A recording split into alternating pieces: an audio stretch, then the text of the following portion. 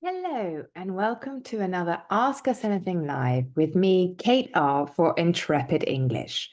So, I am one of the senior teachers with Intrepid English, and every Friday I go live and I talk about a grammar point, a pronunciation point, or even vocabulary point.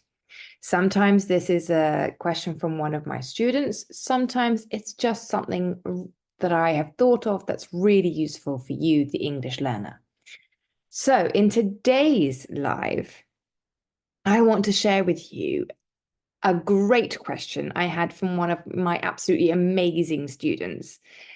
He wanted to know, why do we say, do you know who that person is? Or, do you know why they sold their house? Why don't we say in English, because they're questions, do you know who is that person? Or do you know why did they sell their house? Why are they not real questions with inverted subject and verb? Well, the answer is, do you know who that person is an embedded question. What does an embedded question mean? It means a question within a question in English. So they are different to direct questions. So a direct question would be, who is that man?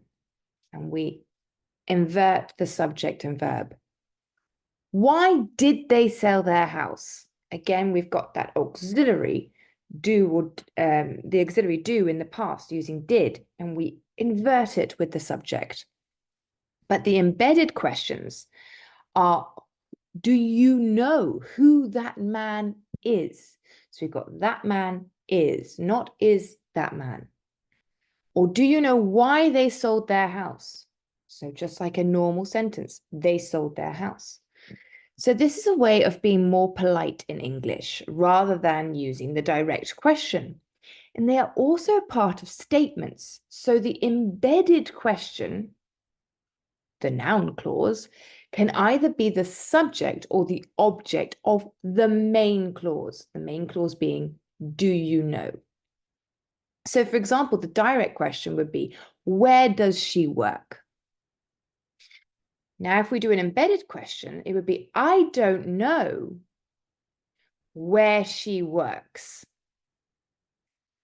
So I don't know is the main clause, and then where she works is the object of the statement, and therefore the embedded question, the question within the question. So we use some of the same rules with embedded questions in statements as we do with embedded questions in indirect questions. So if there is a question word, who, what, when, where, why, we keep it. If there is no question word, we use if or whether.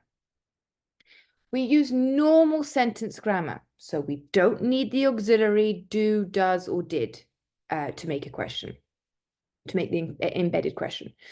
We use normal sentence word order, so it's subject plus verb, not inverting it. We use a full stop and not a question mark at the end of the sentence. So here are some examples of verbs that are often used with embedded questions. Wonder. Always use that so often. I wonder why she said that. Classic example of an embedded question. With no, which I used in my examples above, but another one would be, they don't know what they're doing. We use that all the time.